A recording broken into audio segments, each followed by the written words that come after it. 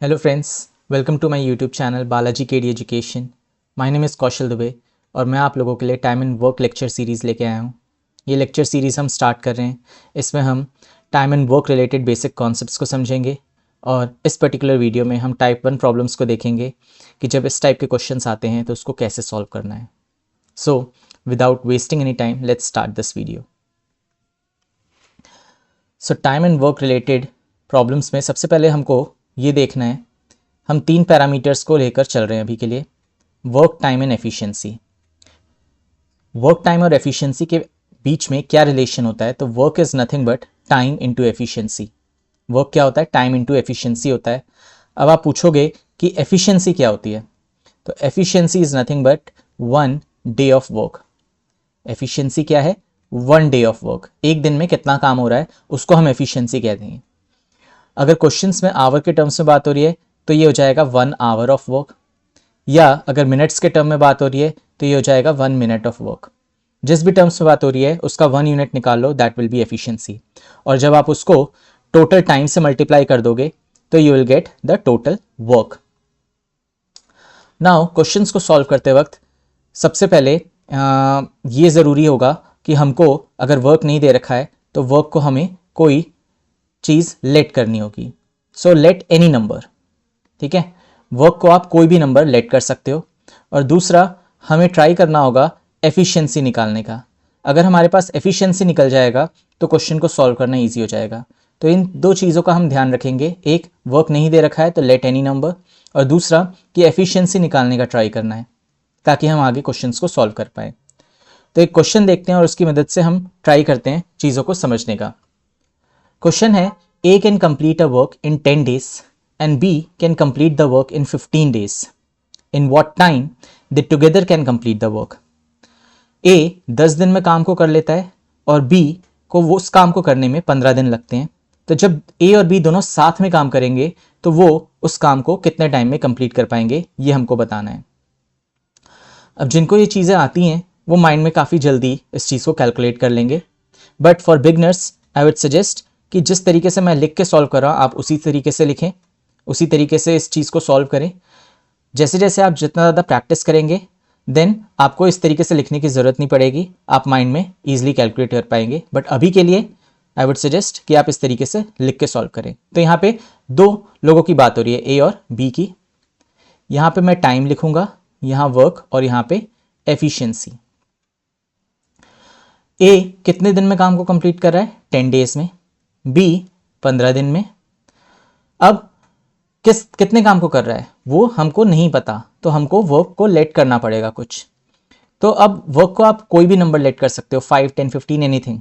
But अब हमारी calculations को ईजी रखने के लिए हमको एक ऐसा नंबर लेट करना होगा जो 10 से भी ईजिली डिवाइड हो जाए और 15 से भी। तो आपके माइंड में जो भी पहला नंबर आ रहा है जो इन दोनों से ईजिली डिवाइड हो जाता है आप वो लिख लो। मेरे माइंड में आ रहा है 30, मैंने लिख दिया 30। हो सकता है आपके माइंड में 60 आ रहा हो, 60 भी दोनों से इजीली डिवाइड हो जाता है, आप 60 लिख लो, उससे भी आंसर आ जाएगा और सेम आंसर आएगा, ठीक है। जनरली कहते हैं कि यहाँ पे एलसीएम लेना चाहिए, एलसीएम ले सकते हैं। 30 इज नथिंग बट 15 और 10 का एलसीएम ही है वो, ठीक है। लेकिन मैं ये सजेस्ट करूंगा कि आप एलसीएम कैलकुलेशन पे ना जाएं क्योंकि उसमें टाइम जाएगा, ठीक है। तो आपके माइंड में जो भी पहला नंबर आ रहा है इन दोनों नंबर्स को देखकर कि जो उससे ईजिली डिवाइड होता हो आप वो नंबर लिख लो, यहाँ पे आंसर निकल आएगा उससे। अब एफिशिएंसी क्या होती है? 1 डे ऑफ वर्क। सबने बचपन में सिंपल यूनिटरी मेथड तो पढ़ा है। अगर मैं इसी की बात करूँ कि ए अगर 10 दिन में 30 यूनिट ऑफ वर्क कर रहा है तो एक दिन में वो कितना काम करेगा, हम कैसे निकालते हैं? 30/10 कर देते हैं, 3, यही चीज़ है। तो 30/10 3, तो यहाँ पे 3 यूनिट्स ऑफ वर्क आ गया।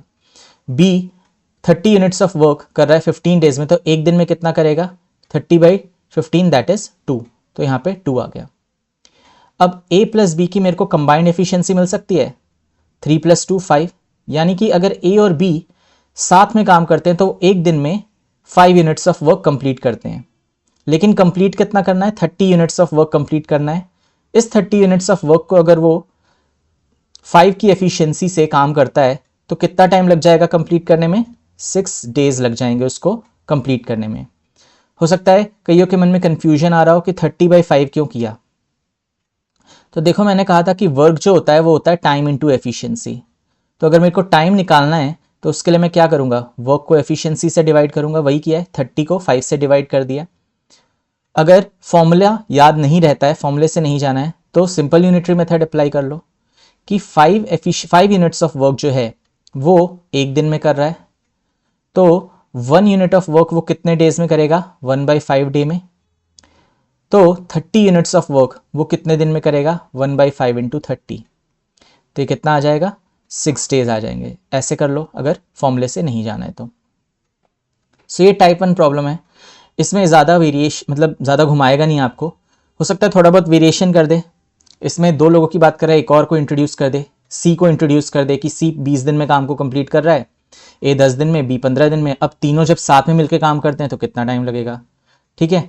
या इसी में बोल दे कि अगर 50% ऑफ वर्क को कंप्लीट करने में कितना टाइम लगेगा।